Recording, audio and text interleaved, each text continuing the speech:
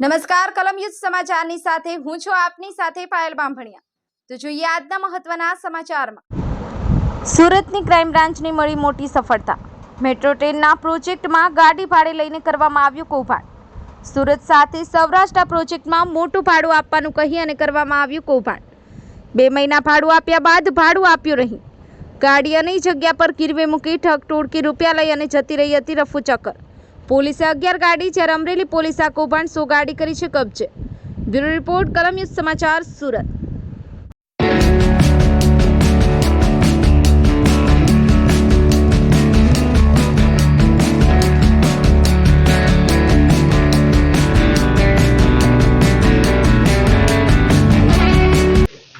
સુરત શહેરમાં થોડા સમયથી ઓફિસો અને દુકાનોના શટર તોડી અને ચોરી કરતી ગેંગ સક્રિય થયેલી હતી। જે અનુસંધાને અમે બાતમી નેટવર્કથી એક કિશન કમલાશંકર દુબે ઉંમર વર્ષ 23 રહે જોનપુરનો આરોપી ખાનગી બાતમી રાહે મળી આવેલ।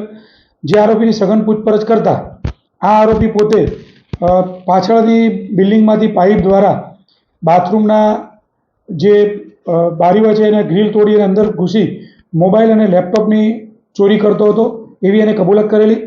આ આરોપીને અટક કર્યા પછી એના 4 ગુનાઓ ડિટેક્ટ થયેલ છે। ઉત્તરાયણ, પૂણા, ઘોડોદરા અને વરાછા પોલીસ સ્ટેશનમાં અલગ અલગ ગુનાઓ દાખલ થયેલ છે।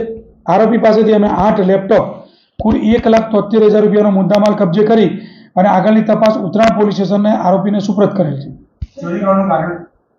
ચોરી કરવાનું કારણ એવું છે કે જોનપુરથી એ પોતે સુરત શહેરમાં કામ ધંધા માટે આવેલ। એને કામ ધંધો ન મળે એવું એનું બહાનું છે અને એના કામ ધંધો ન મળતા એ મોજ શોખ માટે લેપટોપ, મોબાઈલ જે મળે એ વેચી અને રૂપિયા મેળવી અને મોજ શોખ કરતો હતો।